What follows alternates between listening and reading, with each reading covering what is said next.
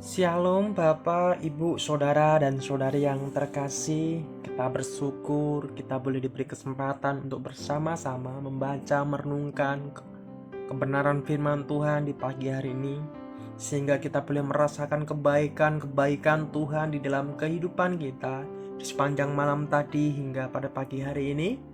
Mari kita membaca, merenungkan kebenaran firman Tuhan, dan sebelum itu mari kita bersatu di dalam doa. Kami sungguh bangga punya Allah seperti Engkau yang selalu menolong memelihara kehidupan kami. Terima kasih untuk waktu-waktu yang kami boleh lalui bersamamu, dan kami percaya apapun yang terjadi di dalam kehidupan kami, dan kami percaya bahwa itu semua karena kemurahan-Mu saja di dalam kehidupan kami. Terima kasih Bapa, kami akan membaca merenungkan kebenaran firman-Mu. Tuhan menolong kami semua, setiap jemaat-Mu yang akan membaca dan merenungkannya.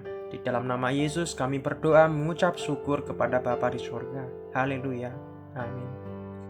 Bapak, Ibu, dan saudara-saudari yang terkasih, perenungan kebenaran firman Tuhan di pagi hari ini bertema penderitaan dan perasaan frustasi, yang terambil di dalam kitab Yeremia 20 ayat 14 sampai 18. Lembaga Alkitab Indonesia memberi judul Keluh Kesah Yeremia Akibat Tekanan Jabatannya. Terkutuklah hari ketika aku dilahirkan. Biarlah jangan diberkati hari ketika ibuku melahirkan aku. Terkutuklah orang yang membawa kabar kepadaku, Bapakku, dengan mengatakan, seorang anak laki-laki telah dilahirkan bagimu, yang membuat dia bersukacita dengan sangat. Terjadilah dari itu seperti kota-kota yang ditunggang balikkan Tuhan tanpa belas kasihan. Didengarkannyalah kiranya teriakan pada waktu pagi dan hiruk pikuk pada waktu tengah hari, karena hari itu tidak membunuh aku selagi di kandungan, sehingga ibuku menjadi kuburanku, dan ia mengandung untuk selamanya. Mengapa gerangan aku keluar dari kandungan, melihat kesusahan dan kedukaan, sehingga hari-hariku habis berlalu dalam malu. Penderitaan dan perasaan frustasi dan kegagalan Yeremia membuatnya ingin tidak pernah dilahirkan. Dalam Ayub 3 ayat 1 sampai 26. Namun ia terus memberitakan firman Allah, karena ditopang oleh kasih karunia pada saat-saat yang tersuram. Di dalam Yeremia 20 ayat 11 sampai 13. Israel sebagai umat pilihan Allah tidak mampu memerankan dan menampilkan dirinya secara utuh penuh sebagai umat pilihan. Israel tidak mampu menarik bangsa-bangsa lain untuk datang dan percaya kepada Allah. Israel gagal mengajak bangsa-bangsa lain itu untuk meninggalkan ilah mereka, dewa berhala mereka. Malahan Israel sendiri yang acap tergoda, main mata, dan ikut memuja ilah-ilah lain pada zaman itu. Israel membutuhkan Allah yang kasat mata, Allah yang secara fisik bisa dilihat, bukan yang absurd, Allah yang ada dalam dunia ide. Yeremia adalah seorang nabi yang dipanggil dalam usia yang relatif muda. Kemudian itu juga yang kemudian ia jadikan alasan untuk menolak panggilan Tuhan. Dalam Yeremia pasal yang ke-1. Negosiasi tentang panggilan itu diuraikan agak jelas. Pada akhirnya Yeremia menerima panggilan itu dan Tuhan berjanji untuk terus melengkapinya.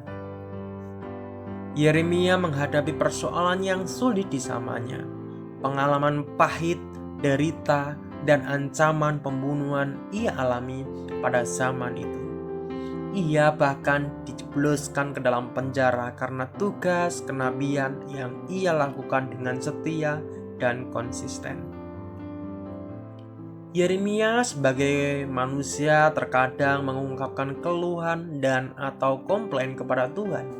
Ia bertanya mengapa ia harus menghadapi sengsara. Sebagai kulminasi dari semua pergumulannya dalam menjalankan tugas, ia sampai mengutuki hari kelahirannya sendiri di dalam Yeremia 20 ayat 14-18. Namun, Yeremia tetap seorang nabi yang berintegritas. Ia setia kepada panggilannya. Ia sadar betul bahwa ia dipanggil untuk merobohkan dan membangun. Di Yeremia pasal yang ke-1 ayat yang ke-10. Bagian Alkitab yang dikutip di awal tulisan ini cukup menarik. Kitab Yeremia menggambarkan kenaifan cara berpikir orang-orang di zaman itu dengan menyamakan berhala itu dengan orang-orangan di kebun mentimun. Ungkapan Yeremia di abad ke-6 dan abad ke-7 yang cukup keras dan lugas untuk tetap memiliki makna bagi kita di era digital seperti sekarang ini. Kita diingatkan ulang agar hati dan seluruh dirian kita diarahkan kepada Tuhan, Allah yang kita panggil Bapa dalam Yesus Kristus. Kita harus menyerahkan diri kepada Allah. Jangan terkecoh atau terperdaya oleh berhala yang seolah bisa mengatur hidup kita. Kita warga gereja hanya boleh tunduk dan merunduk kepada Allah Bapa dalam nama Yesus Kristus, Allah yang telah menyiapkan rumah kekal dan abadi bagi setiap orang yang percaya kepadanya. Amin. Mari kita bersatu di dalam doa. Kami naikkan syukur sembah kami di hadapan-Mu, ya Allah kami, pemilik langit dan bumi dan segala isinya.